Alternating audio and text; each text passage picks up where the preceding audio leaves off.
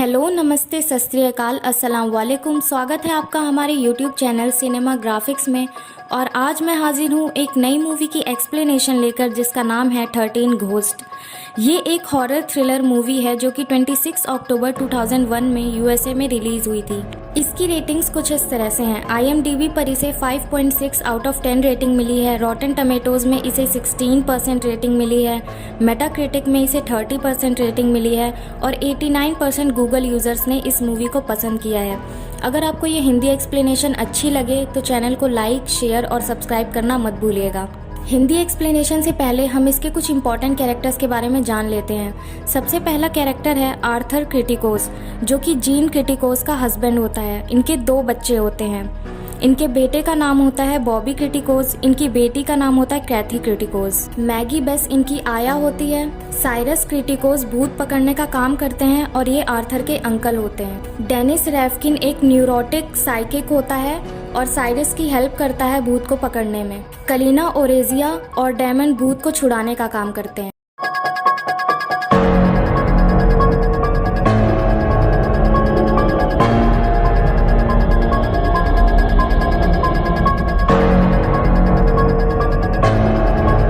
Movie की starting में हमें एक सीन दिखाया जाता है जहाँ पर गाड़ियों का ढेर लगा हुआ था। वहाँ पर एक टैंकर के साथ कुछ गाड़ियाँ गेट तोड़ते हुए एंट्री करती हैं और वहाँ पर एक मशीन सेटअप की जा रही थी। इन सब का लीडर होता है साइरस और उसके साथ एक लड़का भी था जिसका नाम था डेनिस। उसे भूतों के बारे में काफ़ी जानकारी थी। उसका सर भी दर्द हो रहा था। तब साइरस उससे पूछता है कि क्या यहाँ पर भूत है। डेनिस कहता है हाँ, वो काफ़ी खतरनाक भूत है और ऐसा लग रहा है जैसे वो मेरे सर पे सवार है। वो साइरस को यहाँ से चलने के लिए कहता है, लेकिन साइरस उसकी बात नहीं मानता और उसे दवा भी नहीं लेने देता। साइरस सबको कमांड करता है कि भूत को पकड़ो। साइरस डेनिस को एक पिक दिखाता है और कहता है कि इसमें बताओ कि भूत कहाँ पर है। जैसे ही डेनिस ज़मीन पर हाथ रखता है तो उसे कुछ होता है और उसे झटके लगते हैं। वो फ्लैशबैक में चला जाता है और साइरस को बताता है कि ये कातिल की एक कब्र है जहाँ पर वो कातिल दफन है और इसने 9 लोगों को मारा था। तब साइरस कहता है कि मरने के बाद तो इसने और भी लोगों को मारा होगा। साइरस कहता है कि मुझे पॉइंट करके बताओ कि भूत कहाँ है। तब डेनिस उसे पॉइंट करके बताता है और साइरस अपने लोगों से कहता है कि बॉक्स को रेडी करो, जिस बॉक्स में उन्हें भूत को पकड़ना था। डेनिस डर रहा था, लेकिन साइरस उससे कहता है कि तुम्हें इस काम के लिए बोनस मिलेगा। तब डेनिस कहता है मुझे पता है तुम्हारे पास पैसे नहीं हैं। साइरस कहता है कि आज रात तक तुम्हें पैसे मिल जाएंगे, तुम बस अपने काम में ध्यान दो। अब हमें दिखाया जाता है कि साइरस के पास कुछ लोग 2 लोगों को पकड़ के लाते हैं, जिनमें से एक लड़का होता है और उसका नाम डेमन था और एक लड़की थी, उसका नाम था कलीना। वो लोग भूत छुड़ाने का काम करते थे और वो साइरस की भूत पकड़ने के काम से बिल्कुल खिलाफ थे। डेमन कहता है कि तुम लोग आत्माओं को गुलाम कैसे बना सकते हो, ये गलत है। तब साइरस कहता है कि तुम लोग मेरा पीछा करने से बाज नहीं आओगे। कलीना ताना मारती है और उन्हें समझाती है कि ये इंसान है, कोई भेड़ बकरी नहीं जिन्हें तुम गुलाम बनाओ। तब डेनिस कहता है कि ये इंसान नहीं, मरे हुए लोग हैं और उन्हें संस्था खोलने के नाम से चिढ़ाता है। इन सभी में बहस होने लगती है। तभी साइरस अपने आदमियों से उन दोनों को यहाँ से ले जाने के लिए बोलता है। जब डेनिस को पता चलता है कि साइरस 13वां भूत पकड़ना चाहता है, तब डेनिस कहता है कि तुम्हारी बात मुझसे 12 भूत पकड़ने की हुई थी, ये 13वां भूत कौन है। साइरस उसकी बात पे ज्यादा अटेंशन नहीं देता और कहता है कि चारा फेंको। डेनिस उसकी ये बात नहीं समझ पाता। तभी हम देखते हैं कि एक गाड़ी से खून की बरसात हो रही थी और मंत्र भी बज रहे थे और इसी खून को साइरस ने चारा बोला था। तभी अचानक गाड़ियां गिरने लगती हैं, लोग इधर उधर भागने लगते हैं और कई लोगों की मौत होने लगती है। हमें एक भूत दिखाया जाता है। चारों तरफ अफरा तफरी मचने लगती है और जो मशीन सेटअप की गई थी उसके अंदर एक भूत होता है और एक आदमी को वहीं पर मार देता है। दरअसल ये 12वां भूत होता है। अब हमें दिखाया जाता है कि डेमन घायल होता है और मरने वाला होता है, जिसके लिए कलीना हेल्प मांग रही होती है डेनिस से। और डेनिस देखता है कि साइरस मर चुका है। तब वो कहता है कि मैंने पहले ही कहा था कि ये बहुत खतरनाक भूत है। अब मूवी दूसरे सीन में शिफ्ट होती है और हमें दिखाया जाता है कि 2 भाई बहन गार्डन में खेल रहे होते हैं, जिनमें से लड़के का नाम होता है बॉबी और लड़की का नाम था कैथी। और उनकी माँ जीन क्रिटिकोस और उनके पापा आर्थर क्रिटिकोस उन्हें विंडो से देख रहे थे और आपस में बात कर रहे थे कि इन दोनों में कितना प्यार है और इन्हें शायद घर बहुत पसंद आया है। सभी लोग बहुत खुश थे। अब हमें आर्थर क्रिटिकोस के बर्थडे का दिन दिखाया जाता है, जहां पर पार्टी चल रही थी और सभी लोग बहुत खुश थे। और अचानक वहां पर आग लग जाती है और उस आग में जीन क्रिटिकोस जलकर मर जाती है। हमें दिखाया जाता है कि जीन के मरने के बाद आर्थर और उसकी फैमिली एक छोटे घर में शिफ्ट हो चुके थे, जहाँ पर उन्हें पैसों की भी काफ़ी दिक्कत थी। कैथी आर्थर के रूम में आती है और कहती है डैडी कॉलेज के लिए लेट हो रहा है। बॉबी शायद बड़ा होकर रिपोर्टर बनना चाहता था और डाइनिंग टेबल पे सरकटी लाश बरामद होने की रिपोर्टिंग कर रहा था। तभी हमें दिखाया जाता है कि एक सूटकेस के साथ एक आदमी उनके घर पे एंटर होता है, जिसका नाम था बेन मास। बेन मास आर्थर के चाचा साइरस का वकील था और बेन उन्हें एक रिकॉर्डिंग सुनाता है जो कि साइरस के मरने के बाद उन्हें सुनाने के लिए कही गई थी। उस रिकॉर्डिंग में साइरस था और वो कहता है कि अगर तुम ये रिकॉर्डिंग सुन रहे हो इसका मतलब है कि मैं मर चुका हूँ। और इस रिकॉर्डिंग में साइरस अपनी जायदाद और अपना घर आर्थर को देने की बात करता है और अपने घर की अनोखी पिक्स भी इसमें दिखाता है और लास्ट में कहता है कि शायद अगले जन्म में मुलाकात हो। बेन आर्थर को शानदार घर की चाबी दे देता है जो कि साइरस ने बनाया था। आर्थर और उसकी फैमिली बेन के साथ उस घर को देखने के लिए जाते हैं।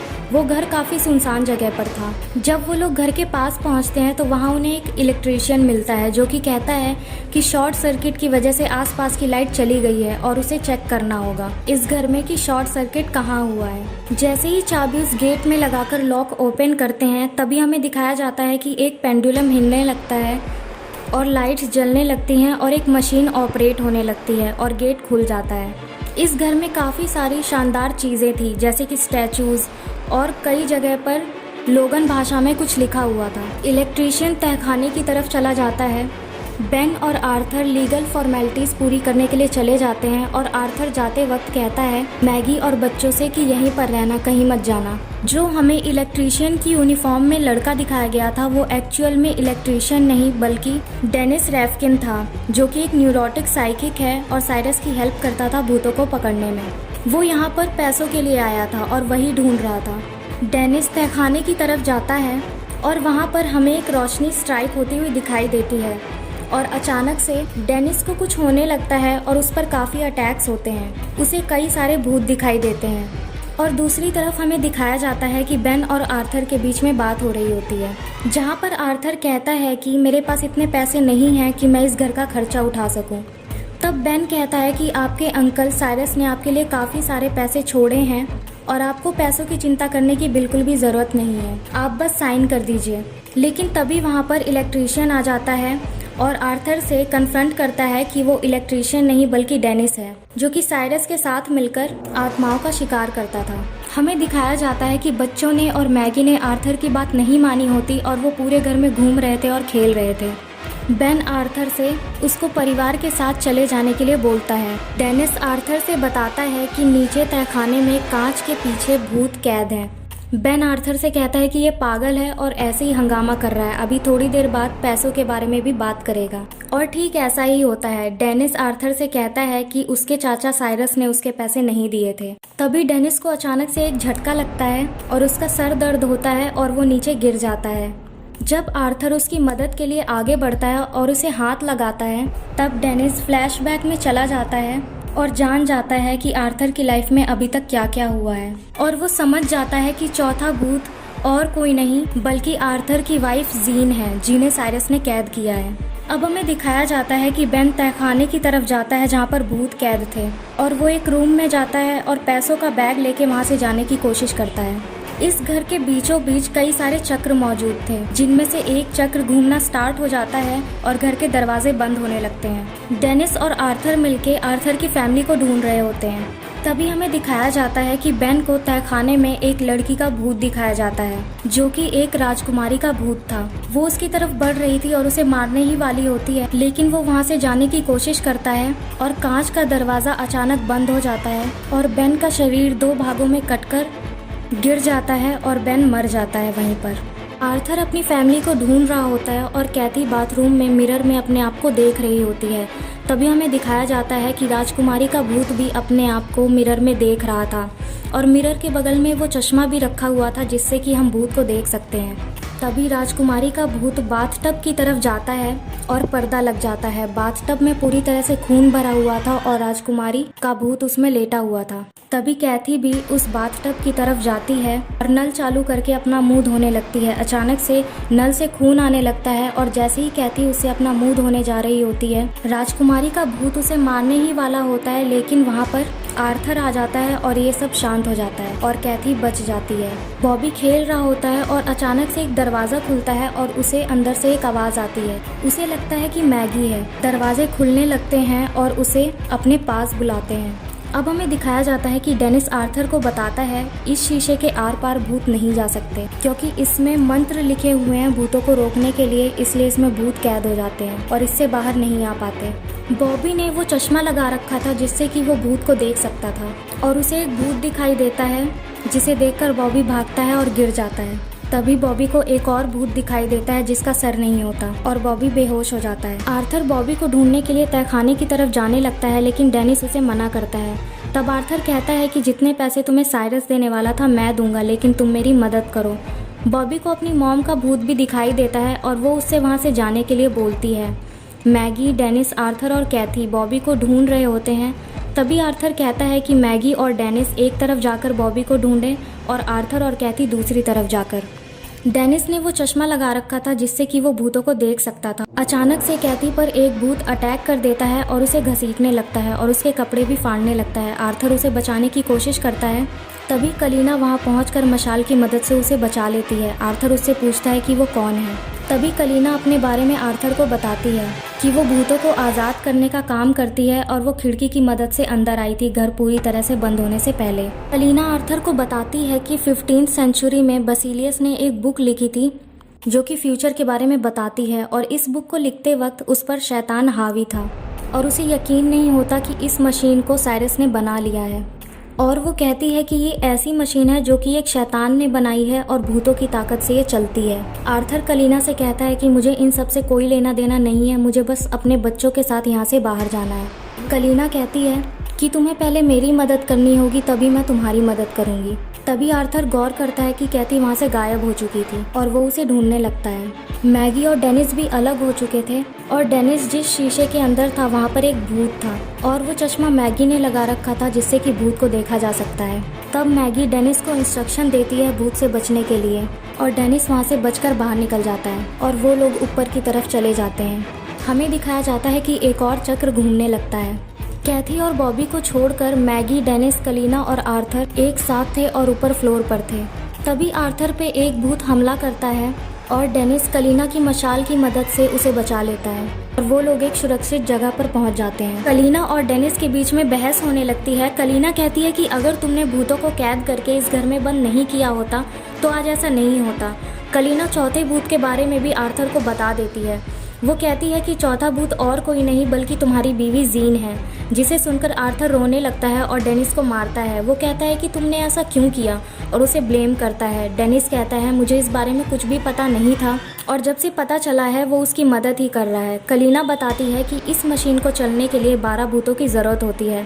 पहला भूत एक लड़का, दूसरा भूत सरकटा इंसान, तीसरा भूत फांसी लगी औरत, चौथा भूत जली हुई औरत जो कि आर्थर की बीवी जीन है, पांचवा भूत हादसे का शिकार एक राजकुमार, छठा भूत गुस्से वाली राजकुमारी, सातवां भूत धार्मिक औरत, आठवां भूत एक बदसूरत माँ और बेटा, नौवां भूत हथौड़े वाला आदमी, 10वां भूत जंगली जानवर की तरह शिकार करने वाला सियार, 11वां भूत तबाह करने वाला खूंखार जल्लाद। और इस मशीन को चलने के लिए इन सभी भूतों की जरूरत होती है। हम देखते हैं कि जैसे जैसे चक्र घूमते थे एक एक करके भूत आज़ाद हो रहे थे और ये चक्र घर के बीचों बीच बने हुए थे। कलीना कहती है कि हर एक भूत इस मशीन को शक्तिशाली बनाता है और नर्क की आंख खोल देता है, जो कि सब कुछ देख सकती है, और जो इसको काबू कर सकता है वो दुनिया का सबसे ताकतवर आदमी है, जैसे कि साइरस। अब हमें दिखाया जाता है कि 11वां भूत भी आज़ाद हो चुका था। डेनिस बताता है कि कब्रिस्तान में साइरस ने कहा था कि उसे 13वें भूत की ज़रूरत है।